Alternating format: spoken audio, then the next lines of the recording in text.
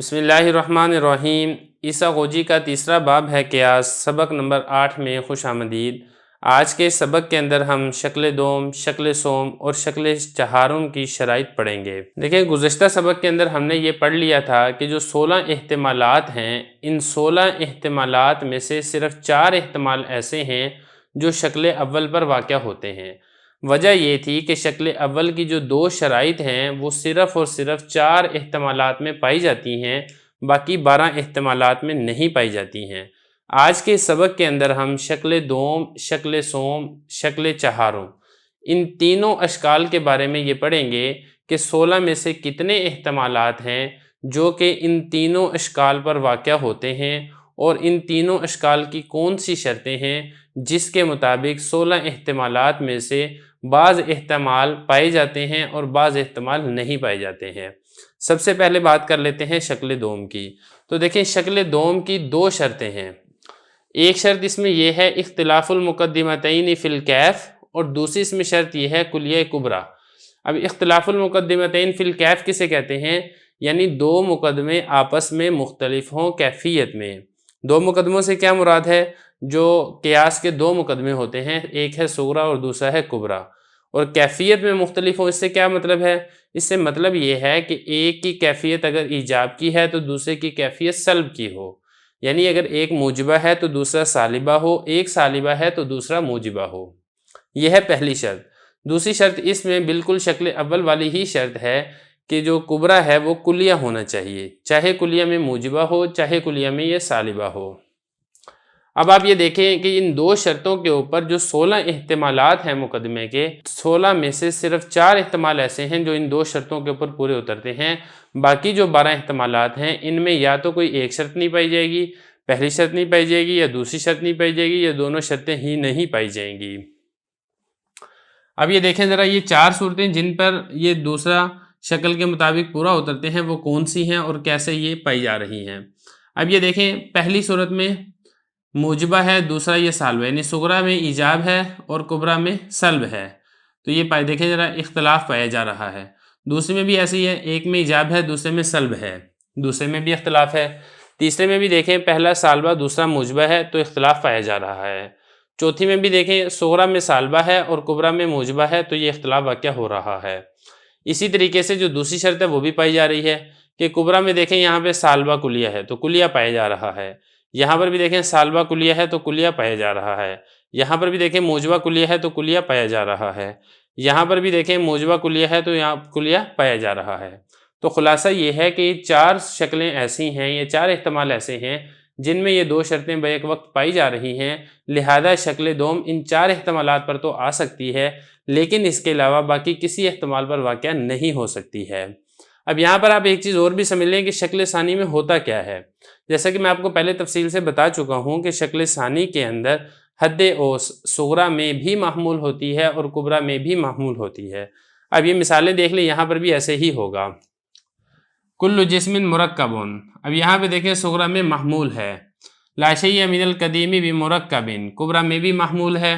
اسی طرح دوسری شکل میں دیکھیں بعض الجسم مرکب، صغریٰ میں محمول ہے، لا شیء من القدیم بمرکب، کبریٰ میں بھی محمول ہے۔ تیسری صورت میں دیکھیں لا شیء من القدیم بمرکب، صغریٰ میں محمول ہے، کل جسم مرکب، کبریٰ میں بھی محمول ہے۔ اسی طرح چوتھی صورت میں بھی بعض الحجر لیس بحیوان، تو دیکھیں صغریٰ میں بھی محمول ہے، اور کل انسان حیوان، کبریٰ میں بھی محمول ہے۔ تو خلاصہ یہ ہے کہ یہ شکل ثانی بھی ہے۔ اب یہ چیز بھی ہم نے سمجھ لی۔ اب یہ دیکھیں کہ یہ جو ہم نے کہا تھا کہ صغریٰ موجبہ کلیہ ہو اور کبریٰ سالبہ کلیہ ہو، کیا مثالیں اس کے مطابق ہیں یا نہیں ہیں؟ تو مثالیں اس کے مطابق آپ کو ملیں گی، جیسا کہ میں آپ کو بتاتا ہوں۔ اس میں دیکھیں ذرا صغریٰ موجبہ کلیہ ہو، کل جسم مرکب، یہ موجبہ کلیہ ہے، اور جو کبریٰ ہے وہ سالبہ کلیہ ہو، لا شیء من القدیم بمرکب، قدیم میں سے کوئی چیز مرکب نہیں ہے، تو یہ دیکھیں سالبہ کلیہ سب سے ہی نفی کی جا رہی ہے۔ تو دونوں اس کے مطابق ہیں، جو مثالیں ہیں وہ اس کے مطابق ہیں۔ اسی طریقے سے آگے دیکھیں صغریٰ موجبہ جزیہ ہو، بعض الجسم مرکب، تو یہ دیکھیں موجبہ جزیہ ہے۔ اسی طرح کبریٰ سالبہ کلیہ ہو، لا شیء من القدیم بمرکب، تو یہ بھی اگر آپ دیکھیں گے تو یہ سالبہ کلیہ ہے، تو یہ مثال بھی ان کے مطابق ہے۔ تیسری میں بھی ایسے ہی ہے، لا شیء من القدیم بمرکب، دیکھیں سالبہ کلیہ ہے، اور کل جسم مرکب یہ موجبہ کلیہ ہے۔ اسی طرح اس میں اگر آپ غور کریں گے بعض الحجر لیس بحیوان، اس میں سالبہ جزیہ کیونکہ بعض آ گیا نا، اور اس میں اگر آپ دیکھیں کل انسان حیوان تو یہ موجبہ کلیہ کیونکہ کل آ گیا ہے۔ اب اس میں نتیجہ کیسے نکلے گا؟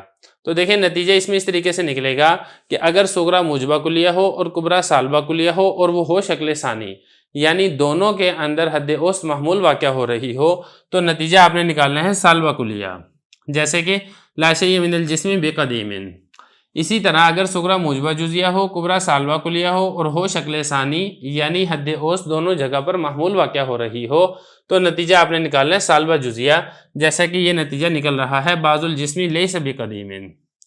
اسی طرح اگر صغرا سالبہ کلیہ اور کبریٰ موجبہ کلیہ ہو اور وہ ہو شکل ثانی، تو پھر آپ نے نتیجہ نکالنا ہے سالبہ کلیہ، جیسا کہ اس مثال میں نکل رہا ہے۔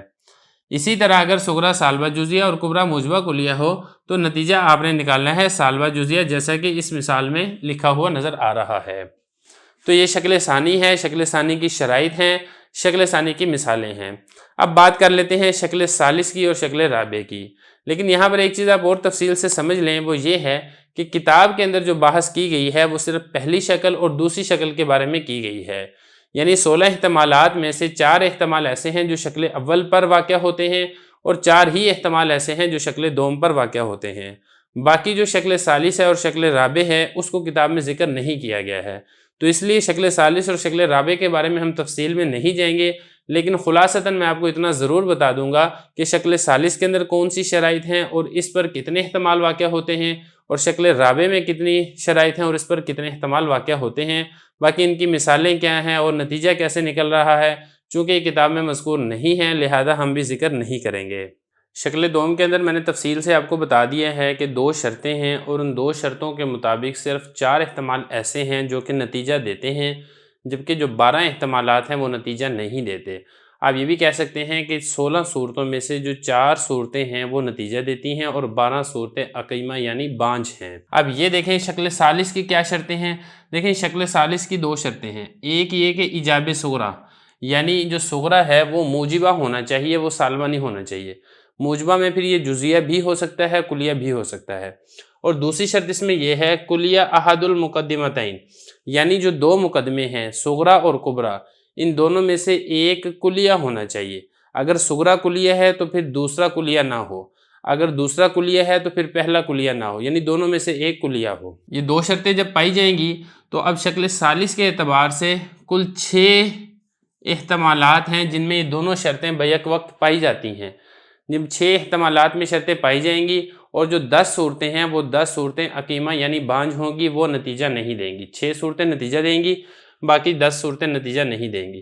جو شکل رابع ہے اس میں 2 طریقوں سے آپ بنا سکتے ہیں، یعنی ایک تو یہ ہے کہ یا تو دونوں موجبہ ہوں اور صغرا کلیہ ہو، ایک طریقہ یہ ہے، یعنی صغرا اور کبریٰ دونوں موجبہ ہوں، ایک شرط یہ ہے۔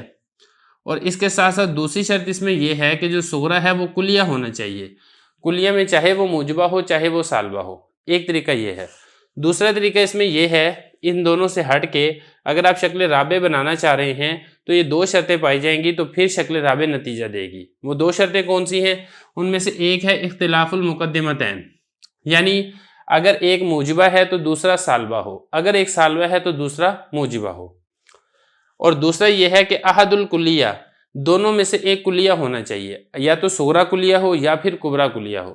اگر یہ 2 شرطیں بیک وقت پائی جائیں تب بھی شکل رابع نتیجہ دے گی، اور اگر یہ 2 شکلیں بیک وقت پائی جائیں تب بھی شکل رابع نتیجہ دے گی۔ ان شرطوں کے اعتبار سے 16 احتمالات میں سے کل 8 احتمال ایسے ہیں جو کہ نتیجہ دیں گے، اور کل 8 احتمالات ایسے ہیں جن میں ان میں سے کوئی شرط مفقود ہوگی جس کی وجہ سے نتیجہ نہیں آئے گا۔ تو بہرحال ان سب کی میں نے مثالیں نہیں دی ہیں کیونکہ بات بہت زیادہ لمبی ہو جائے گی، اور پھر اس کے بعد جو ہے ہماری ویسے بھی یہ کتاب کے اندر یہ والی بات نہیں تھی، لیکن چونکہ اتمام فائدہ کے طور پہ میں نے یہ دونوں صورتیں ذکر کر دی ہیں۔ اگلے سبق کے اندر ہم انشاءاللہ ایک نقشہ بنائیں گے، اس نقشے کے اندر 16 کی 16 صورتوں میں آپ کو بتاؤں گا کہ شکلوں کے اعتبار سے جو آپ بات ساری تفصیل سے پڑھ چکے ہیں وہاں پر ہم انشاءاللہ ایک پورے نقشے کے اندر بھی نشاندہی کر دیں گے۔